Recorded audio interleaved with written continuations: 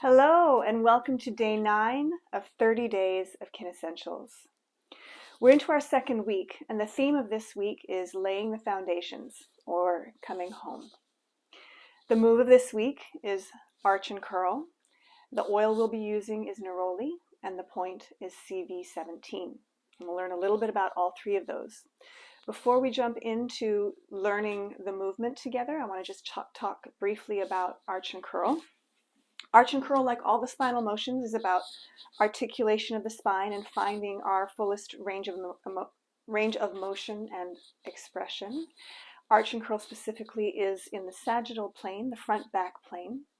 And then if we just take a look at the arch, right away we can observe that it's about expansion of the whole front body, supported by the connection and strength of the back body. But the sensation on the inside is a greater sensation in the chest or heart or thoracic spine. And there's a reason for that. Let's take a look at the spine in its natural or neutral resting position. The lumbar area of our spine already has a natural arch curve to it.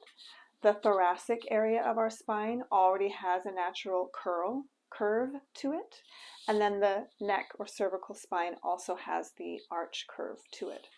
So when we come into the move that is the arch, the lumbar spine is quite at home because it already lives in arch in its resting position. Thoracic spine, however, is being asked to move out of its resting curve shape and move into the opposite arch shape. And so from the inside, we have an increased sensation through this part of our spine.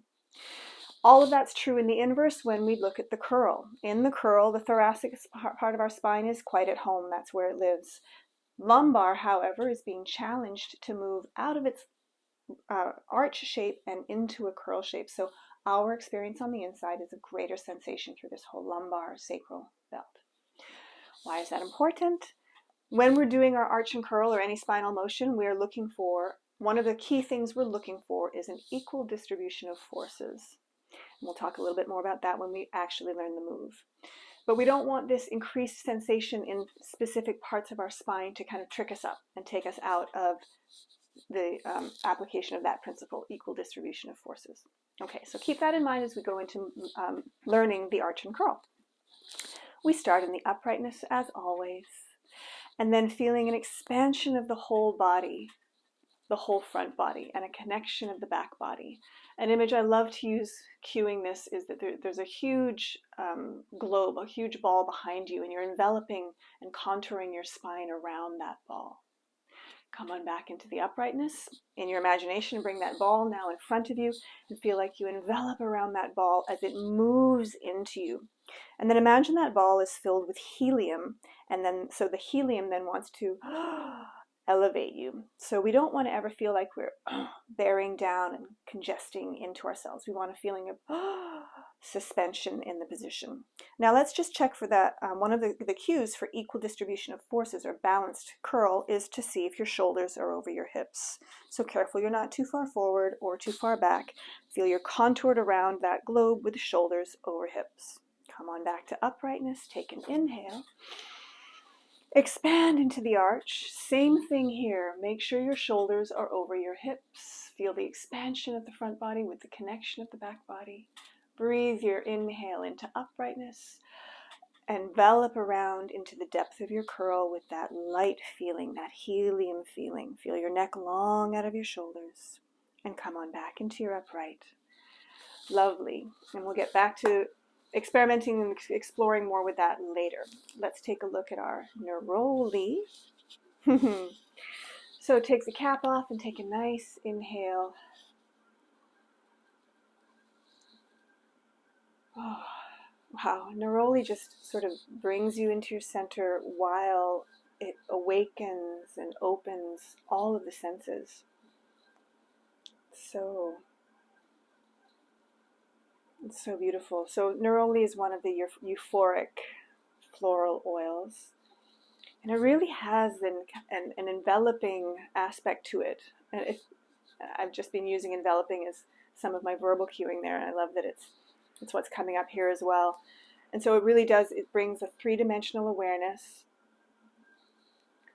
And I often, with cueing movement, I ask people to imagine if a movement had a texture. And my mentor, Tiffany Carroll, who's the developer of aroma point therapies, I often hear her say, if Neroli had a sound, it would be like hearing a choir of angels. So it's really truly uplifting and elevating. And also in a choir, it's not just one voice. It's the coming together of many voices for one goal and with one result, which there's something to that as well. Okay, so the point that we are working with today is CV17, which is the heart center. To find it, find your nipple line, which is on the horizontal plane, and where that comes together and crosses with your midline on the vertical, just let your finger gently touch that spot, and then glide up gently about an inch until you come home to that CV17 spot. There'll just be a moment of, nice. And then so CV17, this is one of the main points on the heart meridian, and it does match with the location of the heart chakra, so it's all about heart opening and deepening of feeling of emotions and love, just the ability to feel more deeply. It's also just calming and steadying and soothing and clearing and just expansive and beautiful. And so then the other point that we're borrowing from our time last week is point CV4. So you may recall locating that is locating your pubic bone, riding about an inch up from there. And CV4, it's also about just gentleness and ease and grace, and also being able to, it's around the fertile or creative area, and being able to move through anything that's stuck and allow for greater creation.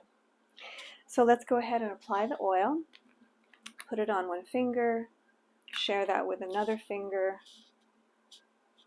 Find your spot, your CV17, about an inch above the junction of the nipple line and the vertical line. And then CV4, an inch above your pubic bone. Let the finger touch be just light. Just notice how those points receive the touch. And then sink into this place of observation and space. And just allowing for whatever comes up.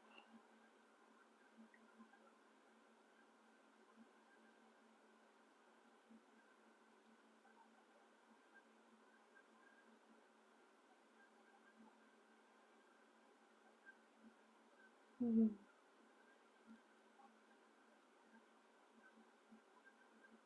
And at some point you may experience some kind of shift or attunement.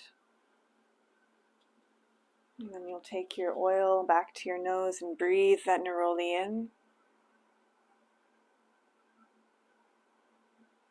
Descend the arms by your side as your spine lifts tall, and then feel that expansion and the three-dimensionality of wrapping into your arch. Elevate, inhale. Envelop around into your curl and feel the expansion of the back body. Elevate, inhale. Expand and open into the arch.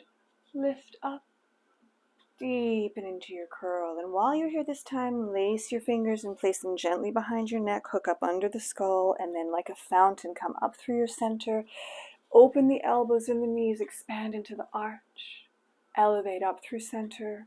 Gather your legs to parallel, push through your feet, deepen your curl, and let your hands support the neck and head. Inhale, lift. Exhale, arch. Inhale, lift. Exhale, curl. Release the hands and then splash the arms open like you're taking flight, soaring open through the heart. Reach beyond the fingertips and then carve and then deepen through as you curl. And one more. Inhale as you expand, arch. Exhale into your curl. And one last. Inhale. And And then gather the arms up and up and up. Float your spine into your upright axis. And then receive as that comes down over and through you.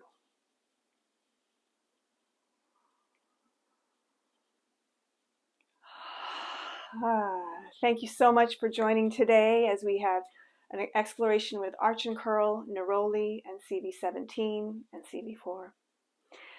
Join me again tomorrow as we explore another super fun spinal motion. Have a beautiful day.